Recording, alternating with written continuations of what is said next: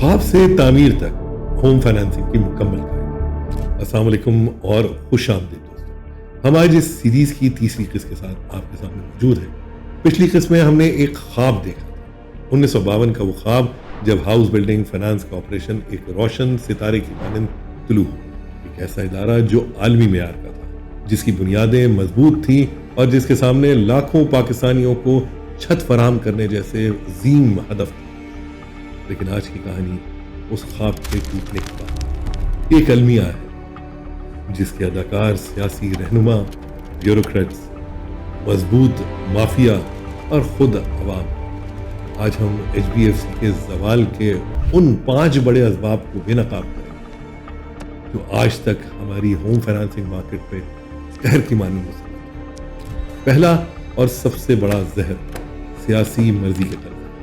1970 کی دہائی کے اوائل سے HBFC ایک سیاسی اوزار بننا شروع ہوا۔ حکمرانوں نے اسے اپنی مقبولیت بڑھانے کا ذریعہ سمجھا۔ قرضوں کی منظوری اب فنی بنیادوں پہ نہیں بلکہ سفارش پہ ہونے لگی۔ بڑی بڑی ہاؤسنگ اسکیموں میں پلاٹ سیاسی حمایت کے عوض الاٹ کیے جاتے ہیں، لیکن سب سے مہلک قدم وہ تھا جب قرضے واپس لینے کا عمل سیاسی طور پہ ناقابل برداشت تھا۔ تصور کریں، صرف 1980 کی دہائی میں HBFC کے اربوں روپے کے قرضے ڈوب چکے تھے، لیکن طاقتور قرضداروں کے خلاف کارروائی کرنا ناممکن تھا، کیونکہ وہی قرضدار مختلف سیاسی دھڑوں میں بااثر تھے۔ اس نے ایک ایسے بدعنوان کلچر کی بنیاد رکھی جس میں قرض لینا تو حق سمجھا جاتا ہے لیکن واپس کرنا اختیاری ہے۔ دوسرا قاتل وقت اور معیشت کے ساتھ نہ چلنے والی پالیسی۔ HBFC نے ابتدا میں عوام پہ احسان کرتے ہوئے صرف 3 سے 4% کی نہایت کم شرح سود مقرر کی، لیکن جیسے جیسے وقت گزرا ملک میں افراط زر کی شرح بڑھنے لگی، جو کہ بعض اوقات 10% سے بھی تجاوز کر گئی۔ پرائیویٹ بینکوں نے اپنی ڈپازٹ کی سودی شرح بڑھا دی، لیکن HBFC اپنی پرانی شرح پہ ہی چلتی رہی۔ نتیجہ یہ ہوا کہ جو بانڈز وہ جاری کرتی اس پر افراط زر سے زیادہ منافع دینا پڑتا، جو کہ ایک بھاری مالیاتی نقصان تھا۔ دوسری طرف سستے قرضوں کی ڈیمانڈ اتنی بڑھ گئی کہ فنڈز ختم ہونے لگے۔ یہ بالکل ایسے ہی تھا جیسے آپ گاڑی چلا رہے ہوں، پیٹرول سستے داموں بیچ رہے ہوں لیکن خود مہنگے داموں خریدتے۔ یہ مالیاتی خودکشی تھی۔ تیسرا زخم اندر سے خالی ہو جانا۔ جیسے جیسے ادارہ سیاسی دباؤ میں آیا، اس کے اعلیٰ انتظامی عہدوں پہ تقرریاں بھی سفارشوں پہ ہونے لگی۔ فنی ماہرین کے بجائے وفادار افسر لگائے جاتے۔ نتیجہ یہ ہوا کہ رسک مینجمنٹ ختم ہو گئی اور قرض ایسے لوگوں کو جاری کیے جانے لگے جن کی واپسی کی صلاحیت نہیں۔ جائیدادوں کی ٹھیک ایویلیویشن نہ کی جاتی، جس سے رہن کی قدر قرض سے کم ہو جاتی۔ لاپتہ فائلز، دستاویزات کی بے ترتیبی اور قانونی چارہ جوئی میں جان بوجھ کے تاخیر جیسے کام عام ہو گئے۔ ایک اندازے کے مطابق 1990 تک HBFC کے نان پرفارمنگ لونز کا تناسب 50% پار کر چکا تھا، یعنی ہر دوسرا قرض ڈوبا ہوا۔ اور چوتھا دھچکا یہ لگا کہ تعمیر نہیں، صرف الاٹمنٹ کا کھیل شروع۔ HBFC کا اصل ویژن ہاؤسنگ ڈیولپمنٹ تھا، یعنی مکمل کالونیاں بنانا، لیکن جلد ہی یہ کام مہنگا اور مشکل ثابت ہوا۔ زمین مافیا نے سر اٹھایا اور ادارہ آسان راستے پہ چل پڑا۔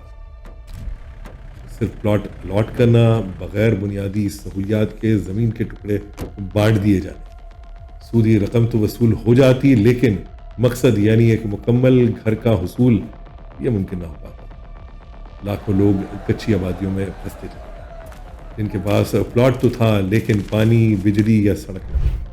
HBFC ایک فائنانسر سے گر کر ایک ٹھیکیدار بن کے رہ گئی۔ پانچواں اور آخری بات خواب کی اصل بنیاد کا خواب۔ یاد رکھیں، HBFC کی طاقت تھی اس کے ہاؤسنگ بانڈز، جو کہ ایک مضبوط ثانوی مارکیٹ کی علامت تھے۔ لیکن جب ادارے کی مالیاتی صحت خراب ہونا شروع ہوئی تو سرمایہ کاروں کا اعتماد بھی ہو گیا۔ کون خریدتا ہے ایسے بانڈ جو شاید ادائیگی نہ کر سکے؟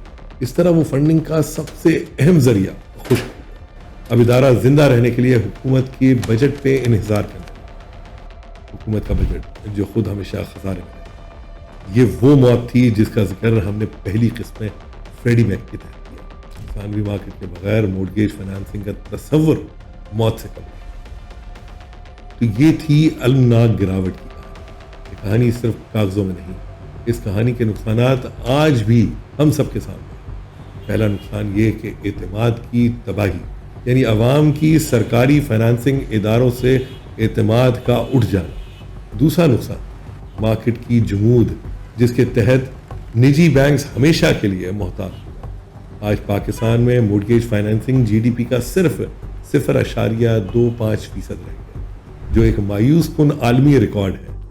تیسرا نقصان خوابوں کی قتل گاہ، جہاں ہزاروں خاندان ادھورے گھروں، غیر منصوبہ بند کالونیوں اور قرضوں کے بوجھ تلے دب کے رہ گئے. لیکن کیا یہ کہانی صرف مایوسی ہے؟ نہیں، کیونکہ ہر بحران سبق بھی دیتا ہے.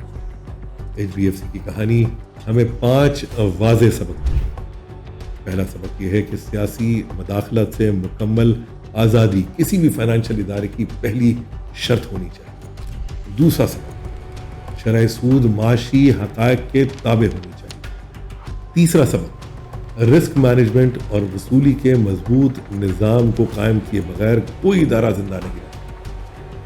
چوتھا سبق یہ ہے کہ ہاؤسنگ فائنانس صرف پلاٹ بیچنے کا نام نہیں، بلکہ مکمل رہائشی حل فراہم کرنے کا. اور پانچواں اور آخری ثانوی مارکیٹ کی تحلیل، اور اس پہ سرمایہ کاروں کا اعتماد سب سے بڑا اور قیمتی سرمایہ ہے.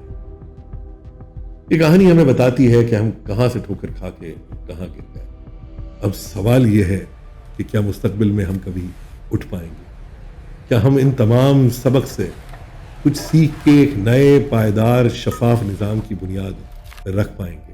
کیا نجی شعبہ اور حکومت مل کر ایک نیا مضبوط ثانوی مورگیج مارکیٹ بنا سکتے ہیں؟